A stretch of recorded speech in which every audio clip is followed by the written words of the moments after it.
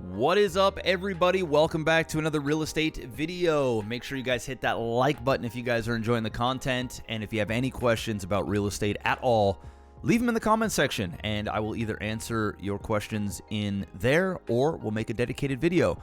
Just like we do every month, we're going to be going over the profit and loss statements on both the 15-unit building that we acquired 9 months ago now, and also the 4 duplexes, which is bundled as one commercial loan as 8 units. Okay, so we're going to be looking over 23 units of residential real estate, the actual profit and loss statements, not this like fairy tale, like, oh, it's this, but we don't include that, or we don't include. This is the real profit and loss statements, and we're going to be going over it right now. We're going to be starting off with the 15-unit building. Rent collected was $21,823. We don't have any ancillary extra money coming in outside of like late fees, but we had no late fees. Normally, our income would be just a little bit higher, but one of our tenants does cleaning in the hallways for us, so we take that off of his rent when he does that. So also, we have turned over 9 of the 15 units in the building. We have 6 more units to turn over. We're not aggressively trying to turn over units now. We're in a good spot, so we're just doing our normal yearly 5% rental increases. And then if somebody wants to move out, we'll gladly accommodate that, especially if they are one of the units that are hundreds and hundreds of dollars under market rent. But we still have 6 more units to turn over. And once we do so, the rent collected will go up even more by a decent amount, actually. So let's get into it. Mortgage payments, $10,031 and some change. This is the cleaning common areas. So that's all the vacuuming, the scrubbing, all that stuff. So that's $200. Garbage collection, $490. If you guys are new here, we have, when you have a larger building, at least here, anything over 6 units, you need to have a large garbage bin, and they basically come and take it. So all the tenants don't actually go to the curb with the garbage. They put it in these bins in the back of the building, and garbage removal comes. So this is always there each and every month, that bill. This was one that I didn't even think of, but it's there. It is the annual fire alarm testing and maintenance. That was $512. Again, I didn't even think about that at all, but it's a thing, and we paid it. So $512. Then we also had 2 propane deliveries. This building is on propane heat. So we had to do that, which is nice because last month we had 3 propane deliveries. Things are starting to warm up a little bit. And next month we probably we'll be using very little heat in the entire building. So winter is always the most expensive months here. When you have real estate, especially when you're paying for heat and that sort of stuff. Then we had snow removal. This is our last big snow removal bill of the season. We get billed $1,700 every 45 days, and then I think we'll get one more bill, and it will be for about $500 because we don't have much snow left to the season. It's like plus 8 degrees outside Celsius. Today, and 11 tomorrow, and 12 the next day. So I think the snow is pretty much gone at this point. We had to do some maintenance. This was the only maintenance really of the month. We had to repair a back patio door. It was sticking, was really hard to open.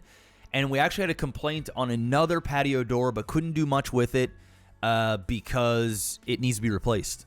So we're going to do that in the spring once the warmer weather comes. They were having a hard time opening up the door. It's an older building now, so these things happen. And then we had kitchen drawer repairs.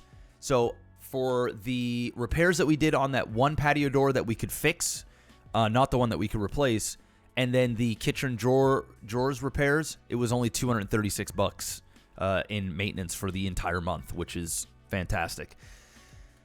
Total operational expenses was $14,644, which gives us a net cash flow of $7,179.46.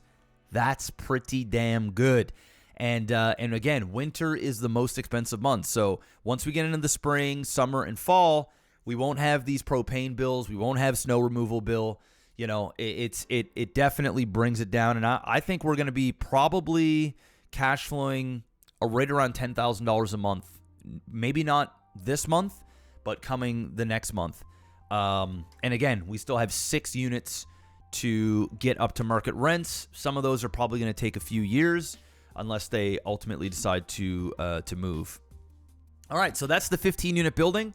Let's jump into the 8-unit building profit and loss statement. We had a total rent collection of $14,072.40. So not too bad. And we don't have any extra income. Nobody was late on rent. Everybody pays rent and pays rent on time, which is good to see. All right, the mortgage payment for the 8 units is $83 and some change. Our insurance payment is $678. Now, the reason why we don't have insurance up here is with the 15-unit building, we pay the insurance bill in one large lump sum every year. So this year we do monthly. This one has already been paid for the year. So when that expense comes up, I will have that on the profit and loss statement. But this one, we do it every single month. We had a kitchen sink replacement. That was $390. And it wasn't just like the faucet. It was the whole sink needed to be replaced. So we did that. And this was our water bill for 3 months. So that's for 8 units for 3 months. Here we get a water bill every 3 months. It's not every month. That was just under $1,200. And then we had snow removal. This was for all 4 duplexes. These are the duplexes underneath me. The reason why we can get the snow removal so cheap for all 4 is they're all beside each other. They're all there, and the driveways they're not like super small, but it's very simple. And there's a lot of room to dump snow, so it's just like it's super easy snow removal process. So our total operational costs on the 8-unit building is just under $11,000, which brings our total cash flow to $3,136 on the 8 units, which brings our grand total for 23 units, $10,316.02. Some people ask, property management, we do everything in-house, so that's all that. And what we pay our service guys, etc., comes in with the maintenance calls. So we don't have a third-party management company that does all this for us. We do everything in-house, which obviously saves a ton of money, and we've got a really solid team that can get there and get things done immediately, which is nice. So there's that. The amazing thing about the 8-unit building is we purchased this, for those that don't know, we purchased this 8 units a little over 3 years ago for just over $1 million, private sale. A daughter got inherited these buildings, had them for like 4 years, did a horrible job at managing them, wanted to get rid of the headache, and sold them to us for just over $1 million. We turned over all 8 units and did extensive renovations. Like even these bridges and everything that you're seeing, they were all concrete, broken apart before. We built all those new bridges, back patios, all new siding, new windows. The interior. We did a lot of work. And 2 years, 3 months later, we got it reappraised for over $2.1 million, and we were able to pull out just over $750,000 in equity, which paid back all of my money that I put in, put a nice chunk of money into my partner's pocket, and then with those funds, we ended up buying this 15-unit building. So before we did that, we were cash flowing like $5,800 a month. After we pulled out all that money, we're now cash flowing $3,136, but now we're making $7,000 plus a month here, which is a way better return on just the cash. This isn't including, the forced value, the forced appreciation on the building or anything like that. So this goes to show the power of the BRRRR system, the BRRRR method. It doesn't happen overnight. It took many, many years to get into this position. I've been investing in real estate now for over 10 years. So, it takes time, but as you start to build up equity and you can start finding deals and snowballing, you start getting $10,000 a month in cash flow on these 23 units. And this number will only go up as rent goes up and as we can turn over more of these units here. I do plan to go over some of my other properties. I have other triplexes, single families, that sort of stuff. So maybe we'll do some profit and loss statements on those a little bit later on in the month.